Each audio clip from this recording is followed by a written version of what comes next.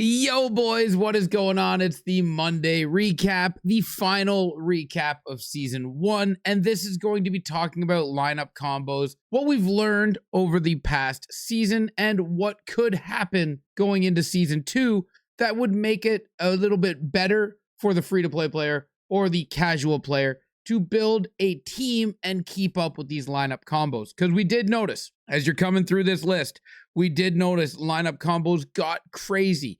But in my opinion, they got wild in a good way. They made things fresh. They made things exciting. They gave you cards to chase, players to go after, and just everything that we want in HUT, right? People are saying that it's terrible that we've got all these lineup combos, and people are saying that this is ruining the game, that we've got boosts and things to chase. But I don't know how something like this is ruining the game. It's keeping you engaged. It's keeping the lineups fresh. It's changing teams. There isn't one set lineup that's like, my God, this is the only way to build it. People have been getting creative. They've been looking at line combos and they've been going, yes, I know it's Kucherov, McKinnon, and Will Smith, but if I do this, this, and this, I get the same boost, but with different players. So I am enjoying the lineup combos. I think they did a fantastic job. I think they need to clean up how we view it. 100%, I think they need to clean up how we view it, but I think they did a fantastic job with lineup combos. Before we go into building a team and the recap or the what I've learned off of season one and how I think the best way to go forward with keeping up with these lineup combos and keeping a good team, which I think some people have realized already, is progressing with the events, but not getting carried away. But before I get into that, I wanted to talk about lineup combos themselves, like in general. Something that you can always expect is NHL teams and nationality. But then when it comes to the event cards or the other item where you get heroes, heroes are going to be in the game all year long. They're going to be keeping to add heroes. So there's chances that more and more hero lineup combos happen. So when you see a hero combo and you're like, oh man, these lineup combos reset, chances are we'll get hero combos throughout season two as well.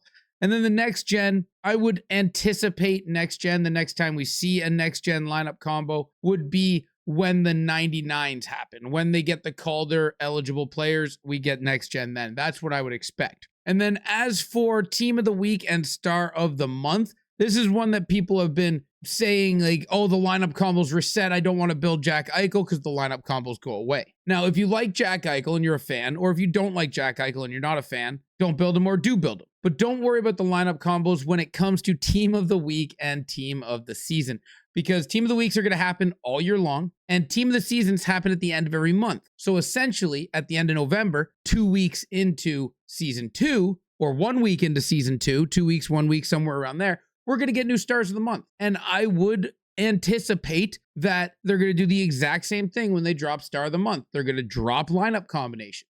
And that's going to give you the ability to pull out your old team of the week and your old star of the month or go after the new ones. But if you don't build them, you won't have that flexibility. So I just wanted to say that, guys, when it's coming to wondering if you should get a card or not get a card based on the 3 levels of the card's boosts, which would be nationality, team, and event type, ask yourself, is that an event that is reoccurring? Next gen will come out when the awards happen and somebody gets Calder. It's team of the season, team of the star of the month. They happen all the time. And then again, heroes all the time. Marquee, we have seen in the past where they keep dropping stuff like that.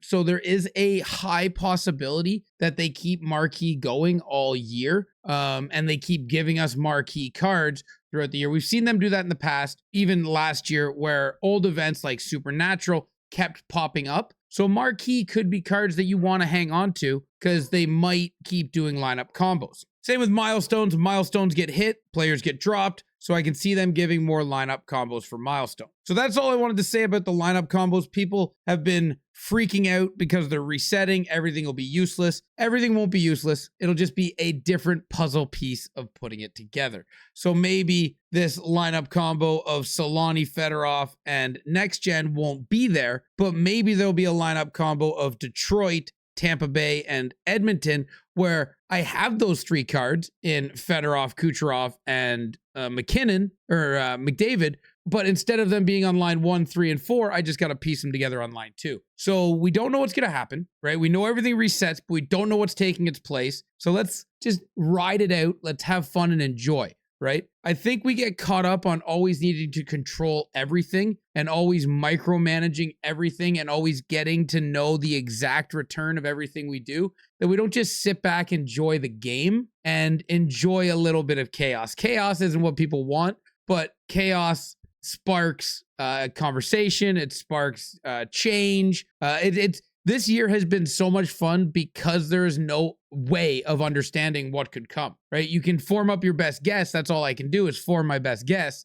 And like I said, my best guess would be that the reoccurring events will keep getting line combos like your game breakers. I imagine game breakers will have some sort of line combo in season 2, icons and stuff like that. But anyway, enough of that. Enough of talking about the line combos going away and discussing like what I think is going to happen.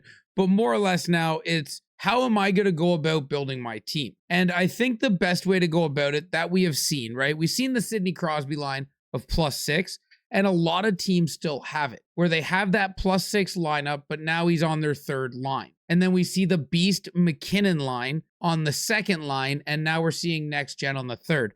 The reason I wanted to bring this up is because I think we learned a lot in season 1 on building teams. And I think when it comes to season 2, the best thing we could do, or the best way we could approach our team, is when an event drops and it has a good lineup combo, we build that good lineup combo if we can. Where if you had Sidney Crosby and you got the BND Matthew Knies, and then you paired it up with a Jack Eichel or something along those lines for an American player, or a face-off Vegas player, however you paired it up, where you got that +6. I think where we need to look at it now is we make that lineup and then we leave that. We just understand that for the rest of the season, this one lineup is on our team. If it's at the first event, that goes on our top line. But then what happened was people were chasing 2 and 3 Beast lines and then 2 and 3 Next Gen lines, and they were saying like, this kind of stuff makes it impossible to keep up with. But if we just, be patient and we wait and we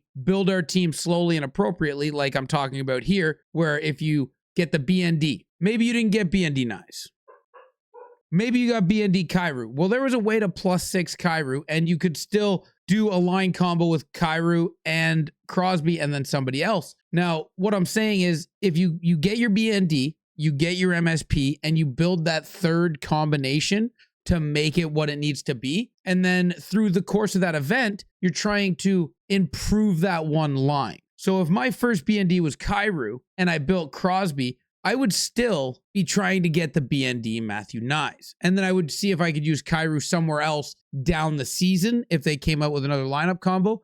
But every single event now, I'm going to be trying to come out of it with one line combo that works great. So I played the face-off event. I came out with Crosby, Knies, and I got somebody else to get the +6. And then the Beast event comes out where they give us the McKinnon line, the Barkov line, and everyone went and built both lines, but now they have no fodder, no coins, no nothing. Well, I think what I'm going to do in season 2 is, unless it's like the Beast Mode event where you build everybody and you power them up and down with tokens, that is a perfect event. But I'm going to build I would have built the Kucherov line and the McKinnon line, and then I would have paired that with the free Will Smith, right? And then now I have the McKinnon line as my first line. All I do is slide down that face-off line. So now I have 2 really good lines, and I didn't go crazy on one event. Because remember, they give you enough stuff in each event where you can build 1 MSP, maybe 2 MSPs, and you can kind of work yourself a good lineup. So if you just play the event, you got yourself 2 lines already that are even goated right now. Like if you have right now the McKinnon line and the Crosby line, you are fantastic. You're loving it. You're still being competitive. You're still playing well, and it didn't cost you an arm and a leg. And then the Next Gen event came out where you could go and get yourself essentially 2 MSPs from the Next Gen event. And if you wanted to, you could have bought yourself like a Reinbacher or a DuPont from the auction house for like 120K, because the rate they were being ripped out of is crazy, and they got them for dirt cheap. But you could have also formed yourself a line where if you got BND Newhook or BND Seneke, you were laughing, because now you can pair together a dominant +9 line, I think Newhook and Seneke offered. And then you slide down your McKinnon line, you slide down your Crosby line, and you still have that fourth line of your AP and your salary boosters, where you have, over the course of a season, slowly worked your way to an unbelievable God squad without breaking your bank, your fodder, or your coin count. And I think that is my takeaway, and that's my rundown of what I have learned through season 1, is that it's going to be slow, but using the event, that the stuff they give you to build an MSP and to take your shots on 1 or 2 B&D cards is going to be the way to go, I think. Because then you can get your B&D cards and your MSP, form a line out of them, and whatever that third piece may be, and then you just have that line on your team for the rest of the season. And then the next event comes out, you push it down, you put the new line on. I think that's the best way to go, guys. Thank you for watching this video. I hope you did enjoy it. Leave in the comment section down below, when it comes to the lines and how you're building your team, what are you going to be doing in this upcoming season? I think the way I just described it, where you come out of each event with one of the lines that is the greatest lineup combo that you can, and as the events go on, you just push it down. I think that's the best way to go without overwhelming yourself, without costing yourself a ton of money, coins, or fodder, and still having a very, very competitive team. Because that McKinnon line, still competitive. That Crosby line, still competitive. You don't need to have 3 next-gen lines to be competitive out on that ice. Thank you guys for watching. I hope you did enjoy it. Till next time, ciao, ciao.